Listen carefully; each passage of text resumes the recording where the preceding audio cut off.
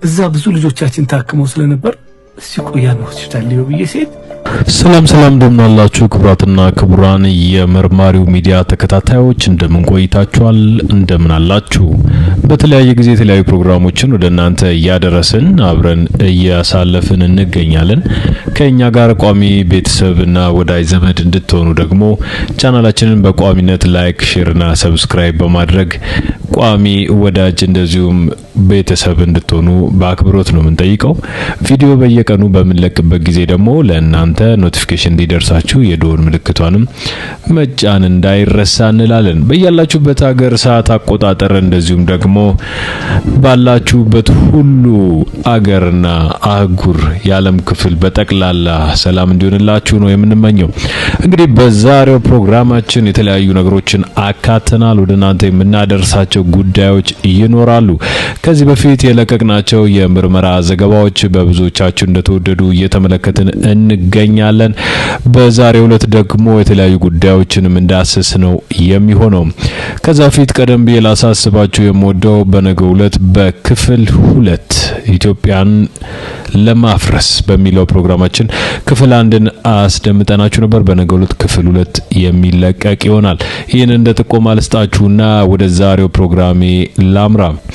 የዛሬው ፕሮግራሜ እንግዲህ ወደ አርቲስት ሰለሞን ቦጋለ ይወስደናል። አርቲስት ሰለሞን ቦጋለ በሰሞኑ በሬዲዮ ፕሮግራም ላይ ቀርቦ የሆስፒታሉ ሁኔታ ስለ አጠቃላይ እንቅስቃሴውና በተለይም ህብረት ለበጎ የሚባለው ድርጅት ምን ላይ እንዳለ እንደደረሰ በሰፊው ያብራራበት ቆይታ አድርጓል። ከዛ በተረፈ ደግሞ ህዝቡ ሰሞኑን በጉርምርምታ መልኩ እያሳየ የሚገኘው የሆስፒታሉ ድጋፍና እርዳታ የተደረሰ ድጋፉስ ምን ላይ ደርሷል? አሁን ያለበት ደረጃ ለምን አይገለጥም? ወይስ ደግሞ የተሰበሰበው ገንዘብ ተበልቷል የሚል ቅሬታን ያዘለ የሚመስል ነገሮች በህዝቡ ዘንድ እየተሰራጩ ነበረ።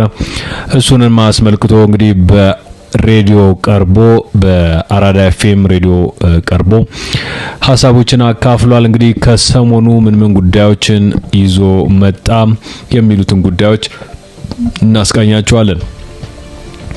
ሌላው በዋናነት እንድታዩት የምፈልገው ነገር ደግሞ ከሰሞኑ የቲክቶክ ክሬቲቭ አዋርድ ኢትዮጵያ ውስጥ የሚደረግ ይሆናል። በዚህ የቲክቶክ ክሬቲቭ አዋርድ ላይ የተጠቆሙ ሰዎች እጅግ የሚባል ፉክክርን እያደረጉ ይገኛሉ። ማን እየመራ ነው? ምንስ ወደፊት ሊከሰት ይችላል? ከዚህ የሽልማት ዘርፍ ጋር ተያይዞ የተነሱ ቅሬታዎችም አሉ። አንዳንድ ታዋቂ ቲክቶከሮች ቅሬታቸውን እየተናገሩ ነው የሚገኙት። ማን መካተት ነበረባቸው፣ ማን ደግሞ ሳይካተት ቀረ የሚለውን ካየም በኋላ በተለይም ደግሞ አንዳንድ ሰዎች ጉዳዩን የሃይማኖት ፍክክር ሲያደርጉት ያየን ነውና ይሄ በእጅጉ የሚያሳዝን ሆኖ ተገኝቷል። እሱንም እንግዲህ በሰፊው የምናስቃኛችሁ ነው የሚሆነው። አብራችሁን ቆዩ።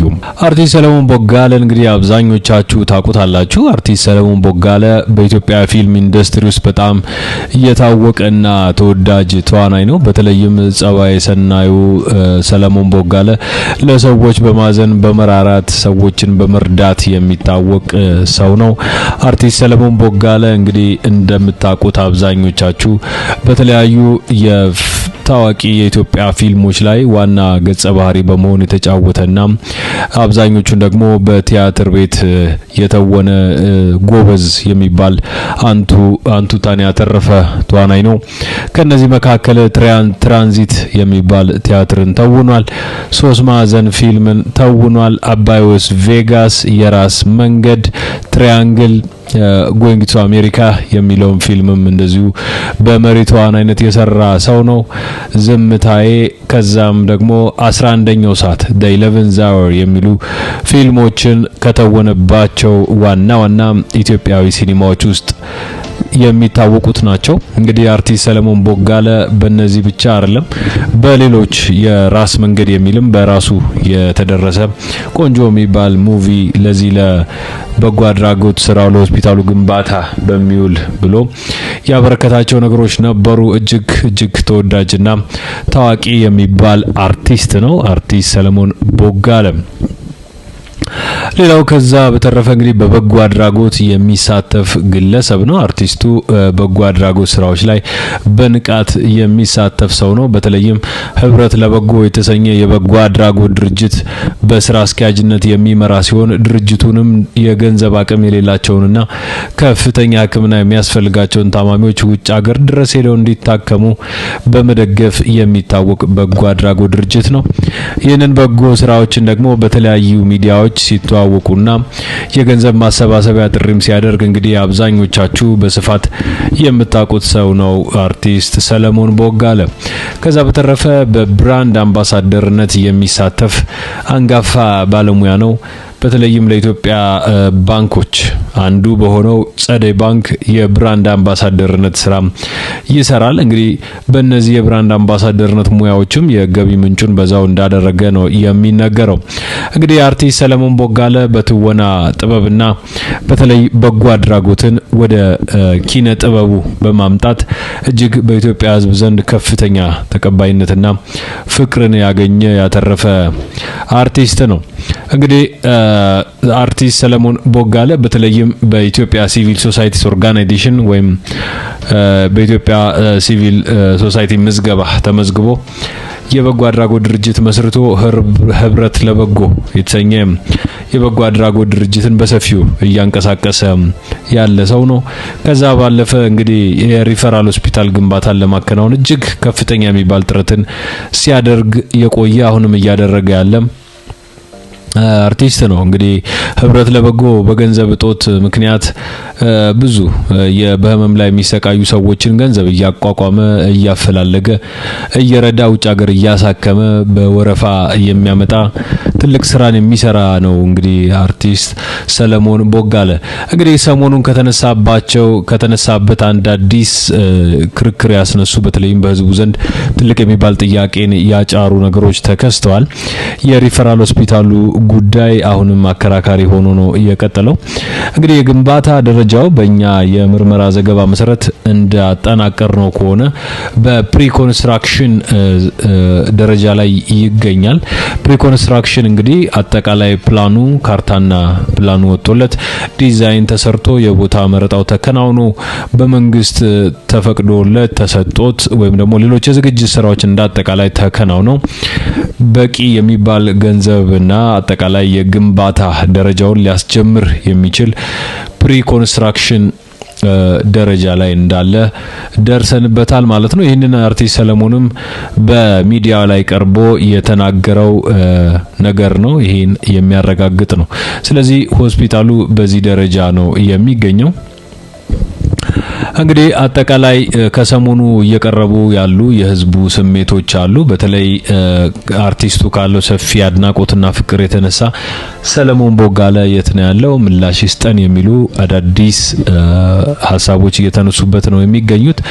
እንግዲህ አርቲስት ሰለሞን ቦጋለ በበጎ አድራጎት ስራው ምክንያት ከፍተኛ የሚባል ፍቅርና አድናቆት ያለው ሰው ነው። በተለይም ብዙዎቹ አልቃሻ አርቲስት ብለው ነው የሚጠሩት። ምክንያቱም ደግሞ ለወገኑ ያለው ቀና ልብና ርህራሄ እንባውን እንኳን ለመቆጣጠር እስኪያስቸግረው ድረስ ነው ብዙ ስቃይ የሚያሳልፈውና ሰውየው ወይም ሰለሞን በጣም ተወዳጅ አርቲስት ነው። ብዙዎቹ ስለ በጎ ስራው ሲናገሩ እንግዲህ ደግና ሩህሩህ አርቲስት ከሰለሞን ቦጋለ በላይ ማንም የለም ሲሉ ነው በብዛት የሚገልጹት። ነገር ግን ከሰሞኑ በዚህ በፕሮጀክቱ ላይ ከፍተኛ የሚባል ጥያቄ እየተነሳበት ነው የሚገኘው።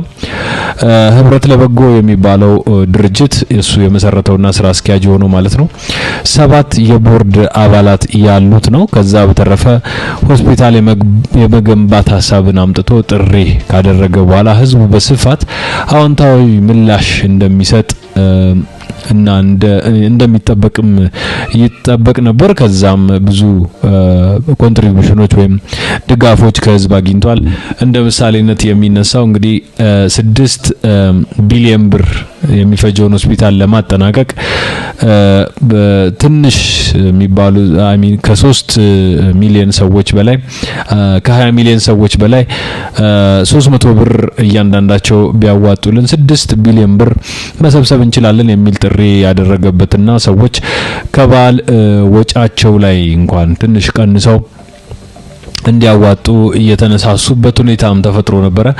ብዙዎቹ ለፕሮጀክቱ በጣም ከፍቀና የሚባል አስተሳሰብ ነው ያላቸው። ምክንያቱም ፕሮጀክቱ እንደ ሐሳብም ሲነሳ ባለሙያ ሳናጣ የተማረ የሰው ኃይል ሳናጣ እኛ ሀገር የረቀቁ ዶክተሮች ውጭ ሀገር እየሄዱ በሚሰሩበት ጊዜ እኛ ፋሲሊቲ ብቻ ስላጣን እንዴት የሰው ልጅ በሰው ሀገር ይሰቃያል በሚል ነው ትልቅ ሐሳብ ይዞ የመጣው ይሄ ፕሮጀክትና ብዙዎቹ የሚወዱት በታማኝነት ሊሰሩት ሆስፒታሉ ሊገነቡት የሚፈልጉት ፕሮጀክት ነው። ስለዚህ የፕሮጀክቱ እውነተኝነት ምንም የሚያጠራጥር አይደለም።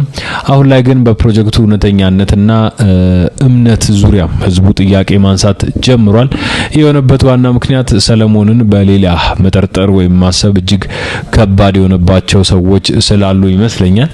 እንግዲህ ህብረት ለበጎ ድርጅቱ በዓለም አቀፍ ደረጃ ሕክምና የሚያስፈልጋቸውን ታማሚዎች በመርዳት የሚታወቅ የረጅም ጊዜ ታሪክ ስላለው ህዝቡ ለዚህ ትልቅ ፕሮጀክት የሚደረገው ጥረት ተጨባጭና ለእውነተኛ ዓላማ እንደሆነ ማየት ይፈልጋል። አሁን ላይ የሆስፒታሉ ግንባታ ቅድመ ዝግጅት መርሃ ግብሩ ተከናውኗል። ኦሬዲ ፕሪኮንስትራክሽን ሰርሞኒ መደረጉን በምርመራችን አረጋግጠናል። ባጭሩ በታማኝነት ሆስፒታሉን ለመገንባት በሚደረገው ጥረት ላይ ህዝቡ ብርቱ ተስፋና እምነት እንዲያድርበት ለማድረግ እየሞከሩ እንደሆነ የምርመራ ዘገባችን ያመለክታል። እንግዲህ የድርጅት 7 የቦርድ አባላት ያሉት በየአመቱ የመንግስት ኦዲትና የኤክስተርናል ኦዲት የሚሰራለት ድርጅት ነው።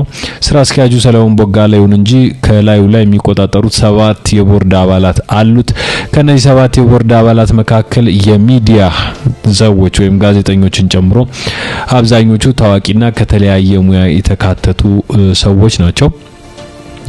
ስለዚህ በአብዛኛው የሚያጠራጥሩ ጉዳዮች እንኳን ቢከሰቱ ከዚህ ከቦርድ ከኤክስተርናል ኦዲት ከመንግስት ቁጥጥር እንኳን የሚያልፉ አይደሉም ብለን ነው የምናምነው።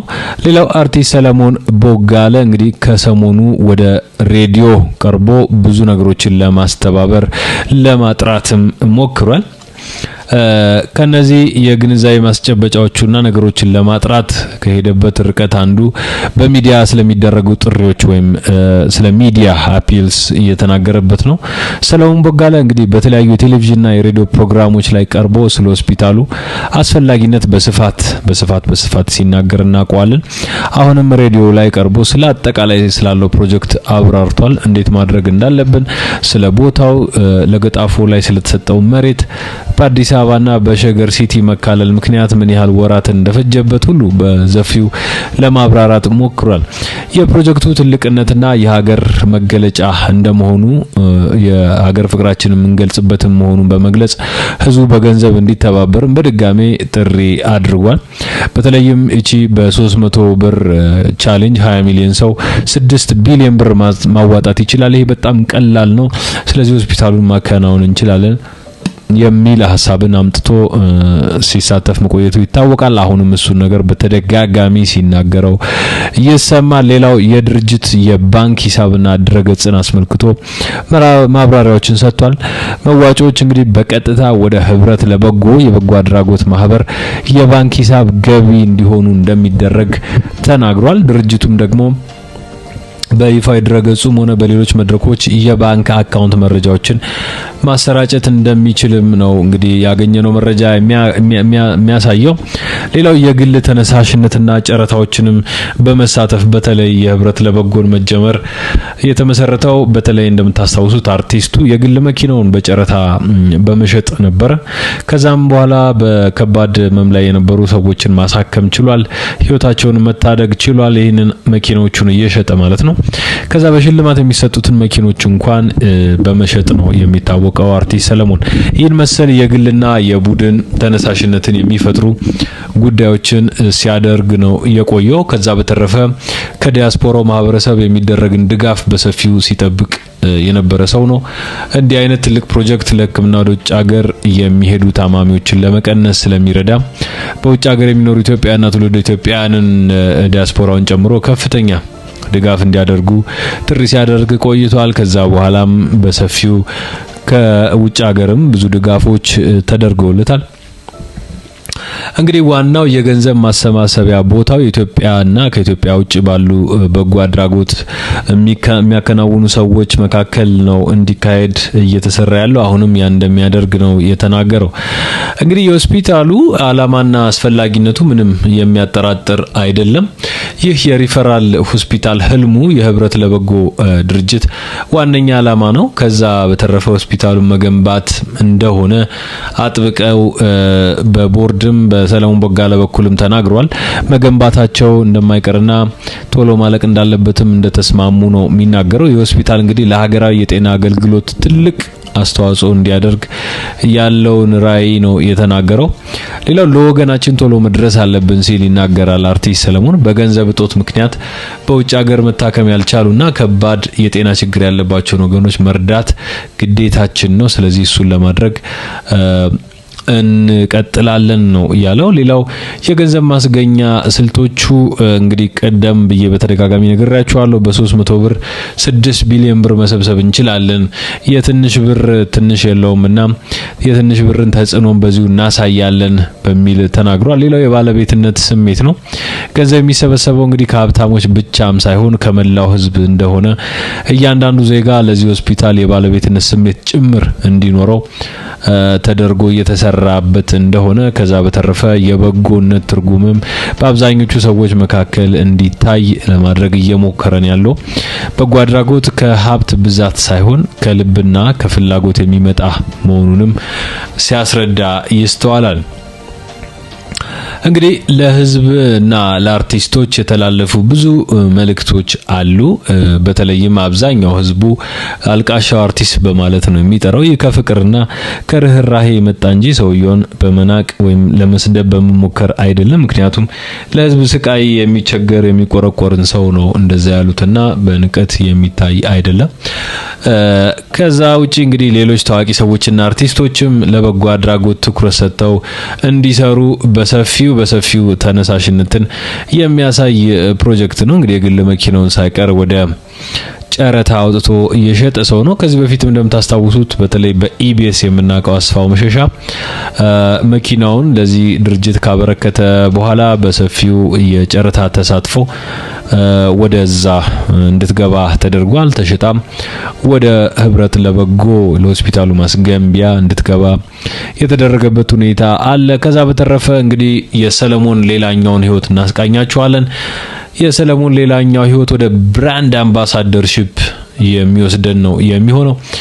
በብራንድ አምባሳደርሺፕ ከበጎ አድራጎት ከአርቲስትነት ባሻገር የሚሳተፍባቸው የስራ ዘርፎቹ ናቸው። በእርግጥ የግል ህይወቱን ለመምራት የራሱ የሆነ ስራና ኢንቮልቭመንት ያስፈልገዋል። ያን ለማድረግ የሄደበት ርቀት ነው። እንግዲህ የጸደይ ባንክ ብራንድ አምባሳደር ነው ሰለሞን ቦጋለ። ከዚህም የራሱን የሆነ ገቢ ያመነጫል።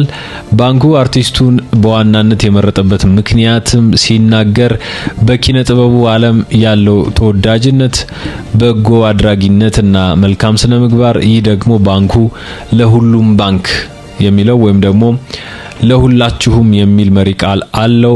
የሁሉም ባንክ ነው በሚል ያለውን መሪ ቃል አርቲስቱ ጋር ይሄድልኛል በሚል በማሰብ ነው ይሄንን ያደረገው። ከዛ በተረፈ ባንኩ ከቁጠባና ብድር ተቋምነት ተነስቶ ትልቅ ደረጃ የደረሰ ስለሆነ እንግዲህ ታስታውሳላችሁ አክሲ ይባል ነበር። አማራ ክሬዲት ኤንድ ሴቪንግ ኢንስቲትዩሽን ማለት ነው። እንግዲህ ይሄንንም በሰለሞን ቦጋለ ጥረት ይወክሉታል። ያ ማለት በብዙ ትጋት ስኬታማ መሆን እንደሚቻል ባንኩም ሰለሞንም ማሳየት ይችላሉ በሚል ነው ይሄንን ያደረጉት ማለት ነው። ከዛ በተረፈ ለትራንስፖርትና ቴክኖሎጂ መተግበሪያ ለሆነው ዚትራክም አምባሳደር ነው አርቲስት ሰለሞን ቦጋለ። ለዚትራክ ለተባለ የጭነት ትራንስፖርት አገልግሎት የሚሰጥ የሞባይል አፕ ወይም መተግበሪያ አምባሳደር ሆኖ እያገለገለ ነው የሚገኘው። አብዛኞቻችን ብዙ ለዚህ አምባሳደር ወይም ስፖንሰርሺፕ አዲስ ነን። ብዙዎቻችን ይህንን በደንብ አናቀውም። ይህ መተግበሪያ እንግዲህ በኢትዮጵያ የትራንስፖርት ዘርፍ የቴክኖሎጂ አጠቃቀምን ለማሻሻል ያለመ ነው።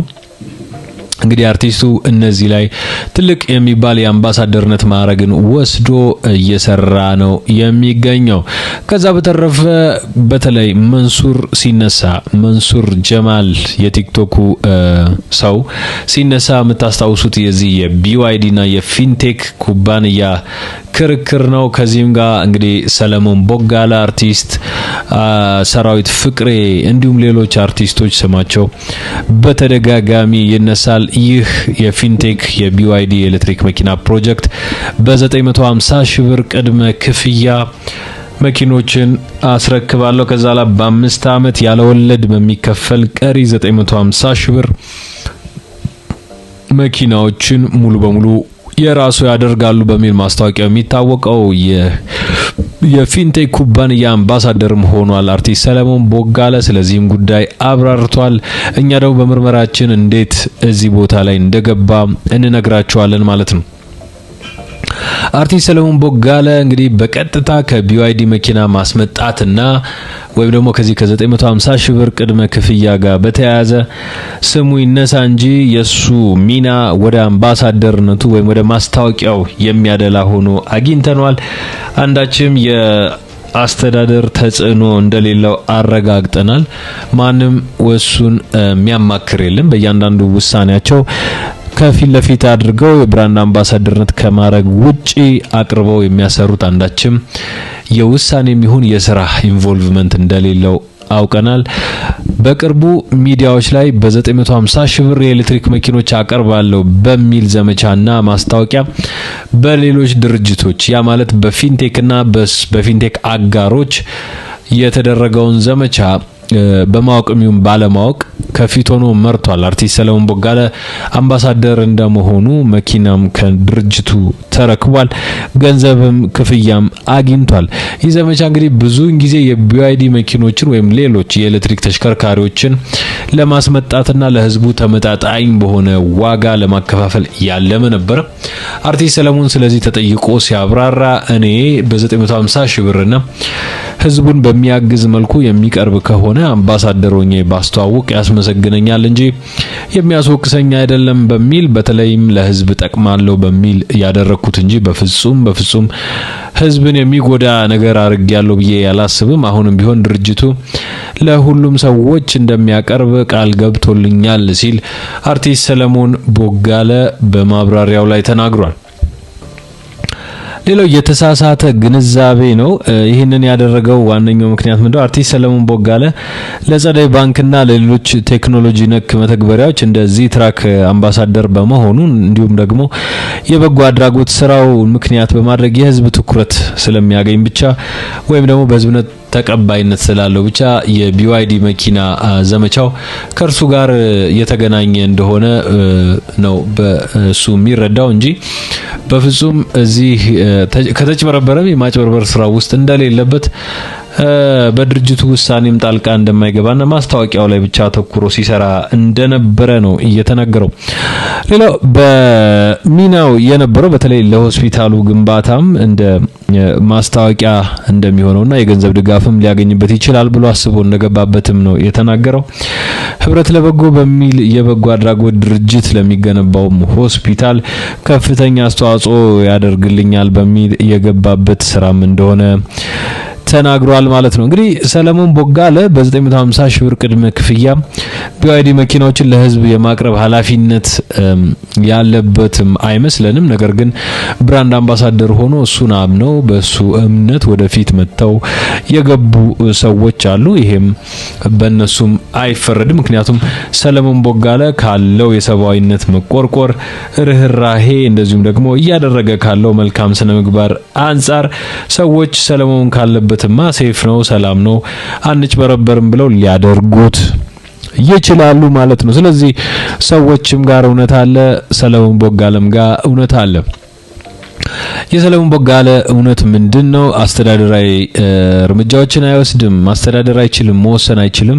ስለዚህ ይሄ ይሰጥ ያኛው አይሰጥ፣ ቶሎ ስሩ፣ ቶሎ አድርጉ ብሎ የመወሰን አንዳችም አቅም የለውም። ድርጅቱ እንግዲህ በህግ የተመዘገበና በኢትዮጵያ መንግስት እውቅና ያለው ድርጅት ስለሆነ ህጋዊ ዶክመንቱን አይቶ የማስታወቂያና የስፖንሰርሺፕ ፕሮግራሞችን ቢፈራረም የሚፈረድበት አይደለም። ስለዚህ ድርጅቱ ቃሉን ካጠፈ ተጠያቂ የሚሆነው ሰለሞን ቦጋለ ሳይሆን በመንግስት ደረጃ በፍርድ ቤት ድርጅቱን የመሰረቱ ሰዎች የሚያስተዳድሩ ሰዎች ናቸው። ከዛም ባለፈ ፈቃድ የሰጠው አካል ወይም የመንግስት አካል እንጂ ማስታወቂያ የሰራው ሰው ሊሆን አይችልም። ምክንያቱም BYD ካምፓኒ ጋር ተነጋግሮ ይሄን ነገር የሚሰራው ፊንቴክ ህጋዊ ነው፣ ፈቃድ አለው። ሰለሞን ይሄንን ፊርማ ሲፈርም ሊያረጋግጥ የሚችለው ህጋዊነቱን፣ ፈቃድ እንዳለው፣ በመንግስት መመዝገቡን፣ ከዛ በተረፈ በህዝብ ያለውን ተቀባይነት እና የሚያስተዳድሩትን ሰዎች ህጋዊነት በመንግስት ሙሉ እውቅና አለው የሚለውን ብቻ ነው። ስለዚህ ያንን አድርጎ ቢዝነስ ሰርቷል፣ ስራውንም በዛ አከናውኗል ማለት ነው። ስለዚህ በሱ ደረጃ ሊፈረድበት የሚገባው አይመስለኝም። ከዛ በተረፈ ስለ ሆስፒታሉ የሰጠው መረጃ አለ። በተለይም ሸገር በሚል ከአዲስ አበባ የተገነጠሉ ቦታዎች ላይ ስለሆነ ያረፈው ሆስፒታሉ ስለሱም አዲስ ካርታ ለማውጣት ከዛ ለመንገድ ጥርጊያ ለመስራት አጥሩን ለማሳጠር የተደረጉ ጥረቶችን ተናግሯል። እንግዲህ በቅርቡ ቁፋሮ ተጀምሮ ግንባታው እንደሚጀመር ተናግሯል።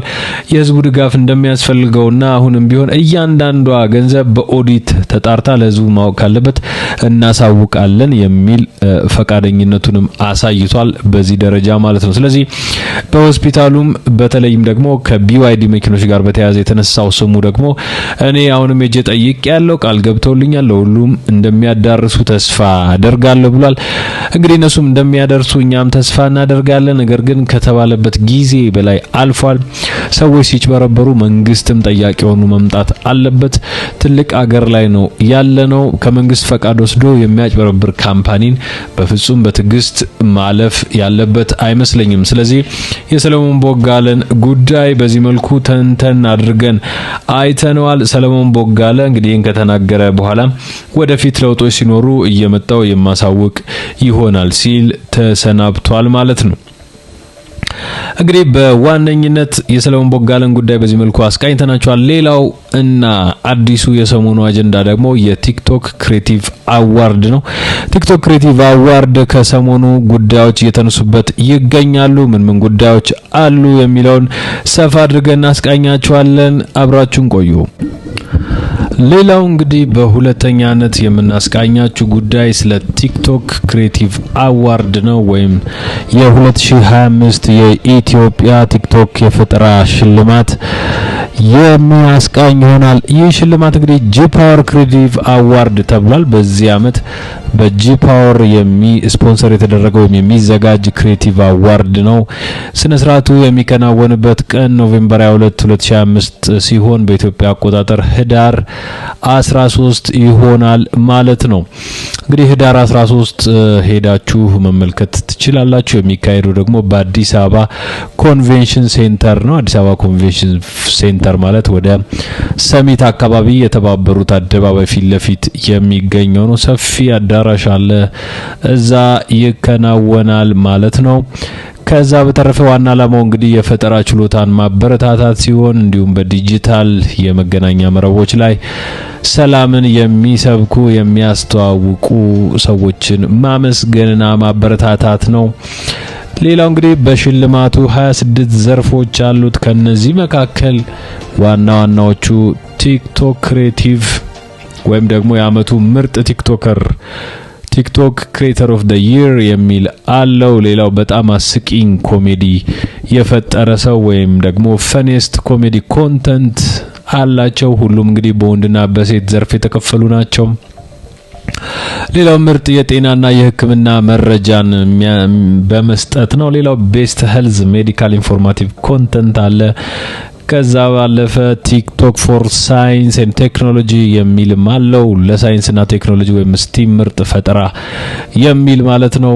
ምርጥ ዳንሰኛ አለው ወይም ደግሞ ዳንሰር ወይም ፐርፎርመር የሚል ፕሮግራም አለው። ሌላው ቤስት ሚውዚሽያን ኦር ፕሮዲዩሰር የሚልም አለው።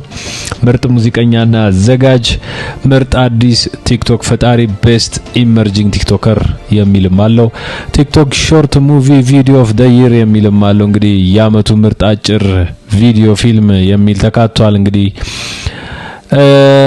በተለይ ደግሞ ከሰሞኑ ሜላትና ማርቆስ የሚለውን አዝናኝ የባስኬቶ ተከታታይ የቲክቶክ ድራማን እየኮመኮማችሁ ነው። እሱ ተጋብዟል አልተጋበዘም የሚለው አይታወቅም። እጩ ሆኖ ግን አልቀረበም። እንግዲህ አብዛኞቻችሁ ፈን እያረጋችሁበት እየተዝናናችሁበት ያለ ተከታታይ የቲክቶክ ድራማ ነው። እጩ ሆኖ ግን አልቀረበም። ሌላው ላይፍ ታይም አዋርድ ነው። ላይፍ ታይም አዋርድ የእድሜ ልክ ሽልማት የሚላለው እንደ አዲስ በጂ ፓወር የቀረበ ነው። ጂ ፓወር አዋርድ ልዩ የጂ ፓወር ሽልማትንም ይዞ መጥቷል። ጂ ፓወርን ታውቁታላችሁ። እኛ ማስታወቂያ አንሰራም፣ አልተከፈለንም። ጂ ፓወር ስፖንሰር ያደረገው ቲክቶክ ክሬቲቭ አዋርድ በዘንድሮ አመት ይከናወናል ማለት ነው። እንግዲህ አብዛኛዎቻችሁ ስለ ሽልማቱ መረጃ እንድነግራችሁ ጠይቃችሁናል። ስለ ሽልማቱ አንዳንድ መረጃዎችን እንገራችሁ። መስፈርቱ ወይም እጩ ሆኖ ለመቅረብ ብዙ ጭቅጭቆች ተነስተዋል። እጩ ያልሆኑ ብዙ ቲክቶከሮች አሉ፣ እጩ መሆን የሌለባቸውና እጩ የሆኑ ደግሞ እንዳሉ እየተነገረ ነው። ነገር ግን መስፈርቶቹን ማወቅ አለባችሁ፣ እኛ እንነግራችኋለን። ከ400,000 በላይ ተከታይ ያለው መሆን አለበት። ይዘቱ ደግሞ በጣም ጥልቅ ሊሆን ይገባል ይላል። ከህዳር 2024 ከባለፈው አመት ማለት ነው እስከ ህዳር 2025 ባለው አንድ አመት ውስጥ ከ24 በላይ ቪዲዮዎችን መልቀቅ አለበት። ያ ማለት በወር 2 ቪዲዮዎችን የለቀቀ ሰው መሆን አለበት። ሌላው ሽልማቱ የአመቱ ምርጥ ቲክቶከር የመኪና ሽልማት ያገኛል። እጅግ አስደንጋጭ ነው። አስደንጋጭ ነው ሰዎች። የመኪና ሽልማት ነው ከጂ ፓወር ስፖንሰር ተደርጎ የሚሸለመው። በጣም የሚገርም ነው የዘንድሮ ነገር ማለት ነው። ከዚህ በፊት 200-300 ሺህ ብር ነበር የሚሸልሟቸው። ዘንድሮ በቲክቶክ ክሬቲቭ አዋርድ አንደኛ የሚወጣው ሰው የመኪና ሽልማት ተዘጋጅቶለታል። የአሸናፊዎች መወሰኛ መስፈርቶች ምንድናቸው? በተለይ እጩ የሆናችሁ ሰዎች ማወቅ ይኖርባችኋል። ምን ነገሮች ላይ ብትሳተፉ፣ ምን ነገሮችን ብታሳኩ ነው አንደኛ የምትወጡት? 70% የሚሆነው በህዝብ ድምጽ የሚወሰን ነው። 30% የሚሆነው በአዘጋጅ ኮሚቴው ውሳኔ የሚወሰን ይሆናል። ለዚህም ነው አብዛኞቻቸው በተለይ 70% የሚሆኑ ድምጽ ለማግኘት ከህዝቡ ጋር ትልቅ ፍጥጫ ውስጥ የገቡት። ሸልሙን፣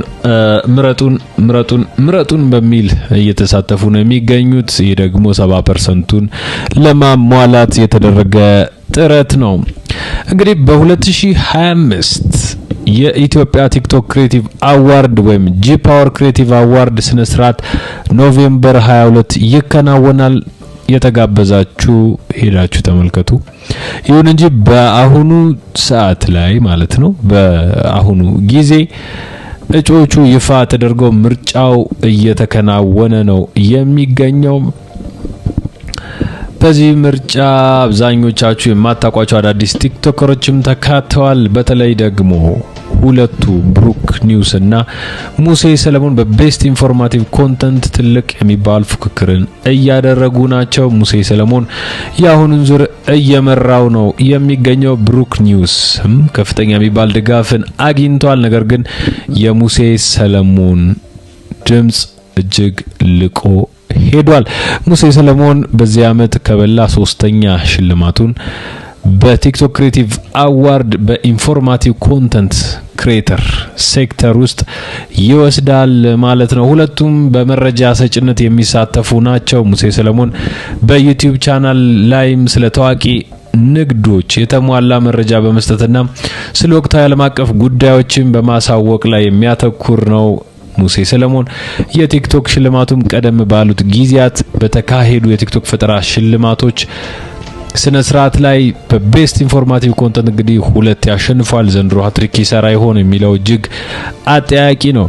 ሌላው ከሰዎች እርዳታ መጠየቅ አልወድም በሚል ከዳዊት ድሪምስ ጋር ያደረገው ቆይታ እጅግ ሰዎች ላይ ምላስ ውስጥ እንዲገባ አድርጎት ነበር። አሁን ላይ እርዳታ ካልጠየቀ ለምን ምረጡኝ ይላል የሚል ውዝግቦችን እንዲያስነሳ አድርጎታል። ከዚህ ከቲክቶክ ክሬቲቭ አዋርድ ጋር በተያያዘ ሙሴ ሰለሞን በተደጋጋሚ ስሙ ይነሳል። ምክንያቱም አወዛጋቢ ሀሳቦችን ይሰጣል። በተለይ ከሽልማት በኋላ ባለፈው ዓመት የተናገረው ነገር አንድ ቦክሰኛ ተሸንፎ ከመጣ በኋላ በተደጋጋሚ እያሸነፈ ነበረ። ያንን ለመግለጽ እንግዲህ ጣፈጠኝ ደገምኩት የሚል ተያያዥ የአማርኛ ትርጉም ያለው መፈክር አሰምቶ ነበር። ሙሴ ሰለሞንም እንግዲህ የባለፈውን ዓመት ወደድኩት ዘንድሮም ደገምኩት በሚል ተናግሮ ክሬዲት ሳይሰጥ እንዴት የሰው ንግግር ተናግሮ ይወርዳል በሚል አነጋጋሪ ነገሮች ነበሩ። ከዛ በተረፈ ሙሴ ሰለሞን ለሁለተኛ ጊዜ አሸንፏል። አሁንም ለሶስተኛ ይጠበቃል። የሚያሸንፍ ይመስላል። ምክንያቱም በሰፊ ልዩነት ብሩክ ኒውስን እየመራው ነው የሚገኘው። ብሩክ ኒውስ እንግዲህ ብሩክ በሰፊው የምታውቁት ነው። በተለይም ዜናዎችን በማቅረብ ይታወቃል። ዜናዎቹ ኢንፎርማቲቭ ናቸው። ብዙ ሚዲያዎች ጋር የቀረቡ ዜናዎችን ያቀርባል። አዳዲስ በቲክቶክ በሶሻል ሚዲያ የመጡ ዜናዎችን ወደ ቲክቶክ እየቀየረ ያነባል። የአሶሳ ዩኒቨርሲቲው አስተማሪ ብሩክ ኒውስ እሱም አንዱ ተወዳዳሪ ነው። ብዙ ጊዜ ሁለተኛ እየወጣ ነው እያጠናቀቀ ያለ። ዘንድሮ ስንተኛ ይወጣ ይሆን? ከሙሴ ሰለሞን ይበልጣል ወይስ አሁንም ከሙሴ ሰለሞን እግር ስር ይጨርሳል የሚለው እጅግ አጠያቂ ነው የሚሆነው። በአንድ ርዕስ ስር ተጣምረው እየተወዳደሩ ነው የሚገኙት ሁለቱም ማለት ነው። ባለፈው ዓመት ተጭበርብሯል በሚል ብዙ ክርክር ተነስቶ ነበረ። ነገር ግን የተጭበረበረ ጉዳይ ኑር አይኑር የታወቀ ነገር የለም። በብዙ መንገዶች ግን ይሄ ነገር ተጭበርብሯል ሲሉ ነበረ። ከዛ በተረፈ እጅግ አሳሳቢና አሳዛኝ ሆኖ ያየነው ነገር ብሩክ ኒውስንና ሙሴ ሰለሞንን ከሃይማኖት ባክግራውንዳቸው ጋር በማገናኘት ብዙዎቹ አስተያየት እየሰጡ ነው የሚገኙት። ፕሮቴስታንት ወገኖች ብሩክ ኒውስ እንዲመረጥ ከፍተኛ የሚባል ጥረትን እያደረጉ ናቸው። ወደዚህ በኦርቶዶክስ እምነትም ያሉ ሰዎች በተለይም ደግሞ ብሩክ ኒውስ እንዲመረጥ ከፍተኛ የሚባልን ከሃይማኖት ጋር በማያያዝ ቅስቀሳ እያደረጉ ነው የሚገኙት። ይህ ጠቃሚ ነው ብለን አናምንም። ምክንያቱም ትልቅ ችሎታ ካለው ሰው መመረጥ አለበት። ችሎታው አሳማኝ ከሆነ ካለምንም የባክግራውንድ ሪፈረንስ ተመርጦ ሽልማቱን መውሰድ አለበት። በእርግጥ ጉዳዩ መኪና ነው። መኪና ማይፈልግ የለም። አብዛኛው ሰው ከዚህ ጋር በተያያዘ ጥያቄ ሊያነሳ ይችላል። ይህንንም ለመብላት ከፍተኛ የሚባል ጥረትን በተለያየ መንገድ ሊያደርግ ይችላል። ይህም ሆኖ ግን ተቀባይነት አለው ብለን አናምንም። ምክንያቱም ከሃይማኖት ጋር አያይዞ የምረጡ ቅስቀሳ ማድረግም ሆነ የሱ ደጋፊዎች ሃይማኖቱ እንደዚህ ስለሆነ ምረጡት፣ ሃይማኖቱ እንደዛ ስለሆነ አትምረጡት ብለው የሚሰብኩበት መንገድ አሳዛኝ ሆኖ አግኝተናል። ምናልባትም የደረስንበትን ጊዜም የሚያሳይ ነው። ምናልባት እንግዲህ ቲክቶክ ክሬቲቭ አዋርድ ተብሎ ወደ አዋርድነት ሲመጣ ችሎታን፣ ወቅታዊነትን፣ ጠቃሚ ኢንፎርሜሽን የማስተላለፍን ጉዳይ መሰረት አድርጎ እንጂ ከሃይማኖት ጋር የተያዘ አይደለምና ከዚህ ጋር የምታያያዙ ሰዎች አደብ ብትገዙ እንመክራለን። ይህ ለትውልድም ለሀገርም ለወገንም አይጠቅምምና ማለት ነው። እንግዲህ ለተወዳዳሪዎች በተመሳሳይ ጊዜና ሰዓት እድል እንዲቀናችሁ እንመኝላችኋለን። ሁሉም ሰው ተወዳድሮ ሁሉም ሰው ማሸነፍ አይችልም። የተሻለው ያሸንፋል። በዘንድሮ ዓመት ማን ያሸንፍ ይሆን? በጉጉት የሚጠበቅ ነው የሚሆነው። ክቡራትና ክቡራን እንግዲህ በዚህ ዙሪያ የሚወጡ አዳዲስ መረጃዎች ካሉ እየተመለስን እናሳውቃችኋለን። ለዛሬው በሁለት ጉዳዮች ላይ ትንተና ያቀረብንበት የመርማሪው ሚዲያ ዘገባ ይህንን ይመስል ነበር። አብራችሁን ስለነበራችሁ ያመሰገንን። ቋሚ ወዳጅ ቤተሰብ ዘመድ እንድትሆኑ ቻናላችንን ላይክ፣ ሼር፣ ሰብስክራይብ ለሌሎችም ማሳወቅ እንዳይረሳ። የደወል ምልክቷንም ተጭኖ በለቀቅን ሰዓት ኖቲፊኬሽን እንዲገባላችሁ ማድረጉን አትዘንጉ። በነገው ዕለት በክፍል 2 የሚቀርበው ኢትዮጵያን ለማፍረስ የተሴራው ሴራ በሚል እየቀረበ ያለው የነጮችን ሴራ የሚተነትን ዘጋቢ ዶክመንተሪ ይለቀቅላችኋል። ሰላሙን ሁሉ በመመኘት ነው የምሰናበታችሁ። መልካም ጊዜ በያላችሁበት ሰዓት አቆጣጠር ሰናይ ጊዜ ይሁንላችሁ። ባይ